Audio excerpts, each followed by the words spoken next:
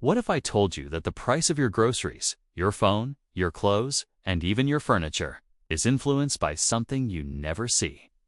Not interest rates, not the stock market, not even your country's politics, but a metal box, a shipping container. Because inside those containers are the products that shape modern life. And the cost of moving those containers across oceans often determines how expensive life becomes months before inflation shows up in official data. So today's video answers one question: why do container prices control your cost of living? By the end of this video, you'll understand what container rates really measure, how they quietly push prices higher, and why your everyday budget can be affected by events happening thousands of kilometers away. Let's begin. The world runs on containers. Most people underestimate how global modern life really is. The shirt you're wearing might be designed in Europe, made in Asia, and sold in the US. Your phone could contain parts from more than 10 countries. Your home appliances, toys, furniture, and electronics travel through massive global supply chains. And what connects all of this? Containers. Standard shipping containers, usually 20-foot or 40-foot metal boxes, are the backbone of global trade. They are efficient, standardized, and stackable. They move easily from ship to truck to train. In fact, without containers, the global economy as we know it would be impossible, and that is exactly why container prices matter so much.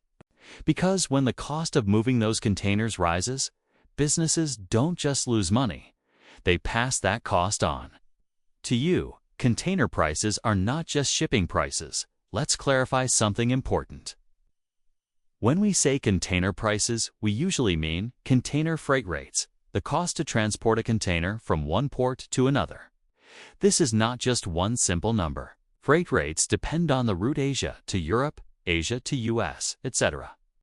Fuel costs, port congestion, available shipping capacity, insurance, and risk, geopolitical disruptions, global demand, and when any of these factors change, container prices can explode. During normal times, shipping a container might cost around $1,000 to $2,000 on certain routes. But during crisis periods, container rates have surged to $10,000 or more. That's a 5 to 10 times increase, and it changes everything. Because if shipping becomes expensive, global trade becomes expensive. And when trade becomes expensive, your cost of living rises. How shipping costs turn into higher prices? Now you might think, if shipping costs rise, how can that really affect me? Isn't shipping a small part of the price? Sometimes, yes, for small, high-value items. But for many goods, shipping cost is not small. Especially for furniture, appliances, large household products, industrial equipment, bulk consumer goods. Let's look at a simple example. Imagine a company imports 1,000 microwaves. If shipping costs rise by $3,000 per container, that might add several dollars per product, plus warehouse costs, plus delays, plus extra distribution costs. Companies don't accept those extra costs forever. They adjust prices, and even if the price increase is only 5%. When millions of products are affected, you get economy-wide inflation. This is why container prices are powerful. They affect thousands of product categories. The invisible tax on your container prices are essentially an invisible tax. Not paid directly to governments, but paid to the friction inside the global system. When shipping becomes expensive, the global economy becomes less efficient. That inefficiency becomes a tax on consumers, businesses, and overall growth. And here's the key point. Container price increases don't stay inside shipping companies. They spread to factories, to retailers, to households. So even if you never buy imported luxury items, you still feel it indirectly. Why? Because inflation spreads through supply chains like electricity, fast and wide. Why container prices can spike so fast? Another thing many people don't realize is how sensitive container shipping is. Shipping capacity doesn't easily adjust. You can't create new ships overnight.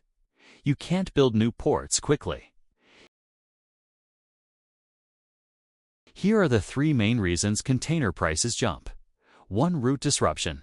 If ships must avoid certain routes or take longer paths, it reduces capacity. Less capacity plus same demand equals higher prices. To port congestion. When ports slow down, containers wait. Waiting costs money. Delays create shortages, and shortages drive rates higher.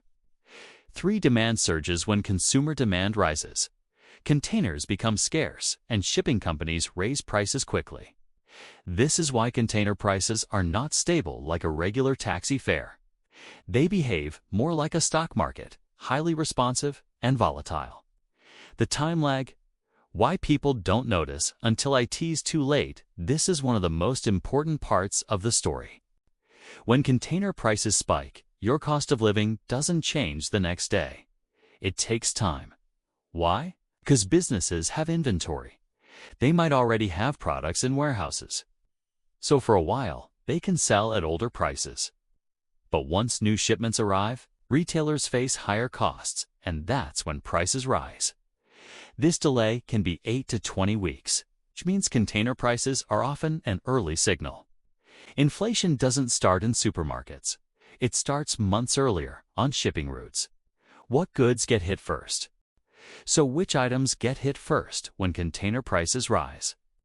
Usually the most imported and shipping-heavy products. 1. Electronics, phones, TVs, laptops, gaming consoles. These supply chains are global and sensitive. To home furniture and appliances, big items cost more to ship, and shipping becomes a major part of cost. 3. Clothing, especially fast fashion, which depends on fast delivery and cheap logistics. Then later, for food prices indirectly through packaging, fertilizer, fuel, and distribution costs. So if container prices rise sharply, the first inflation wave often appears in goods inflation, and then it spreads into services and daily expenses. Why this affects rent and housing too? Here's a surprising fact. Container prices can even impact housing. Not directly, but through the cost of materials. Many construction-related items are transported globally. Steel, wood, appliances, tools, electrical components. Insulation and plastics. If shipping costs rise, construction costs rise. Higher construction cost means fewer projects, more expensive housing supply, and higher rents over time. So yes, even if you never buy imported electronics, container prices can still impact where you live. That's why container rates matter more than most people realize. The bigger macro effect. Now let's zoom out. When container prices rise, inflation rises. When inflation rises, central banks become aggressive. Interest rates stay higher. Mortgages get more expensive. Business borrowing becomes harder. So container prices don't just affect prices, they affect policy, and policy affects markets. This is why investors watch container prices closely. Because if container rates surge again, inflation expectations rise, and when inflation expectations rise, markets become nervous. What to watch? Practical takeaway. So, what should you do with this information? If you want to understand inflation early, watch container freight rates. Look for sharp spikes, sustained increases, or sudden route disruptions. And remember this, CPI tells you what already happened. Container prices can tell you what's coming next. You don't need to be an economist. You just need to track the earliest part of the inflation pipeline. Modern life is built on global trade, and global trade is built on containers. So when container prices rise, the cost of everything begins to rise too. Sometimes slowly, sometimes suddenly, but always with a delay. Which is why understanding container prices gives you a huge advantage. Because while most people wait for inflation headlines, you can see the warning signs early. If you enjoyed this video, hit like, subscribe, and comment container if you want more videos about hidden global economic indicators. In the next episode, we'll explain the Baltic Dry Index and why it can act as a recession warning signal. See you in the next one.